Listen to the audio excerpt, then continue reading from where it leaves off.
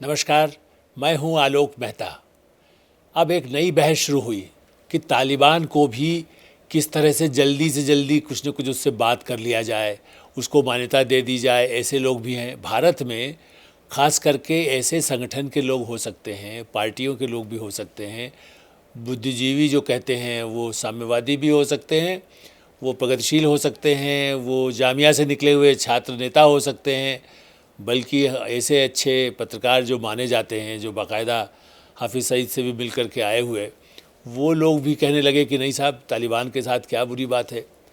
जबकि क्या ये जल्दबाजी नहीं होगी?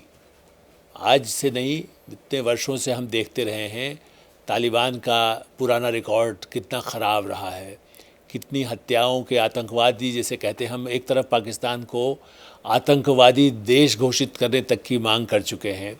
तालिबान जो पूरा ही आतंकवादी संगठन रहा, जो लगातार जुल्म सितम हमेशा करता रहा है और आज भी कर रहा है। पहले ही दिन उसने किस तरह से पूर्व अधिकारियों को, सेना के लोगों को सरेआम फांसी पर लटका दिया, सड़क पर जिस तरह से किया गया है। 4 लोगों की हत्या, नृशंस हत्या जिसको कहेंगे आप, लोगों के सिर कहते हैं मुंडाने का काम कर रहे हैं। ऐसे तालिबान के प्रति भारत में ये दिखाना या ये उसके प्रति सहानुभूति बताना, ये कितना दुर्भाग्यपूर्ण होगा। और इसका एक मैसेज जाता है।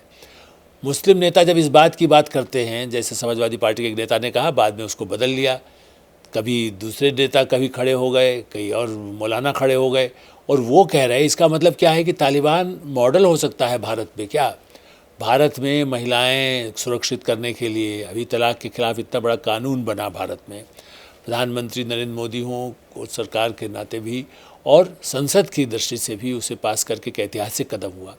दूसरी तरफ महिलाओं को कैसे पर्दे में रखा जाए, कैसे उनकी शिक्षा को रोका जाए।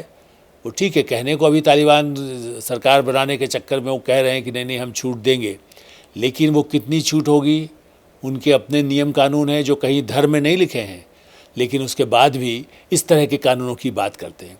तो विचार का विषय ये है कि किस तरह से ऐसे सिरफिरे लोगों को, आतंकवादियों को भी हमारे समाज में, सरकार की बात तो दूर है, वो तो संयुक्त राष्ट्र सुरक्षा परिषद और संयुक्त राष्ट्र संगठन खुद फैसला करेगा कि कितनी मान्यता दी जाए।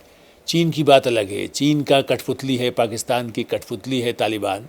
उसके साथ संबंधों के लिए भारत के समाज से भी लोग खड़े होते हैं, छात्र राजनीति के लोग, धार्मिक संगठनों के लोग, सांप्रदायिक भी, यदि इसको कहा जाए कि उससे एक नई तरह की बहस नहीं होगी, एक नए तरह का तनाव होगा कि क्या तालिबान का मॉडल भारत के लिए, यहाँ तक कि एक तो आज़ादी के साथ उसकी तुलना करने लगे हैं कि क्योंकि यहाँ भी आज़ादी के नारे JNU में जैसे लगाए गए थे।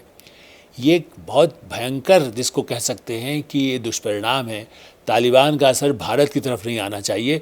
पाकिस्तान में तो ऑलरेडी है ही उस तरह का, तालिबानी की कोशिश की जाती है, जबकि पाकिस्तान में भी काफ़ी हद तक उसका भी विरोध होता रहा, और इसीलिए आज भी वहाँ महिलाएं कई मामलों में उतनी दबी कुचली नहीं हैं जो अफ़गानिस्तान में जो नरसंहार उन्होंने हमेशा करते रहे, महिलाओं के साथ जो ज्यादती की गई।